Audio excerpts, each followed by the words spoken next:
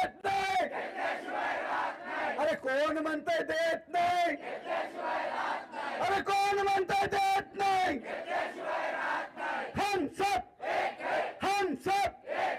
इनकलाब इनकलाब इनकलाब इनकलाब। धन्यवाद। शुभांगीताईला विनंती करतो की आपणाला प्रोत्साहन देणारं आणि शासनाला जागा करणारं एक धडाडती तोफ आमच्या पुढे तुमची धडधडावी अशा प्रकारची विनंती करतो। शुभांगीताई।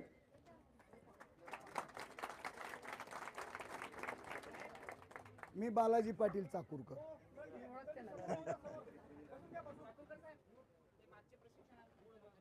मागचे प्रशिक्षणार्थी लपून बसलेले हे कोण आहे रे? तुम्ही गंगावणे सर, तुम्ही राजीनामा द्या बरं।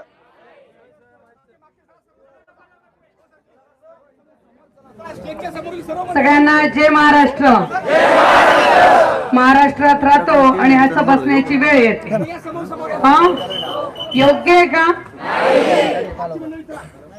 आत्ताच बालाजी दादांनी सांगितलं, नाशिक साहेब, नाशिक ही रामांची भूमी आहे, जिथे वनवास रामाने काढला, पण नक्कीच त्यांचा राज्याभिषेक पण झाला। म्हणून कितीही वनवास झाला तरी या सरकारला कान उघडावे लागतील आणि आपल्याला द्यावंच लागेल, आपल्या मागण्या पूर्ण कराव्याच लागतील। जरी जंगल दिसलं तरी मशाल पेटल्यावर उजेड मात्र होतोच आणि मशाल पेटणार आहे। दादांची खंत जी होती ती खंत मी न खालून न बोलता मला तुकाराम दादांना म्हणजे बाबांना आणि बालाजी दादांना सांगायची आहे की त्यावेळेला मी 2-3 जणांना कॉन्टॅक्ट केला की उद्धव साहेबांकडे आपल्याला मातोश्रीवर जायचं आहे, पण कॉन्टॅक्ट झालाच नाही। म्हणून मला मी जेव्हा निलेशला फोन केला की आता 5 तारखेपासून तुमचं आंदोलन सुरू होत आहे, तर मी कधी येऊ? कालपासून त्याच्या संपर्कात होती।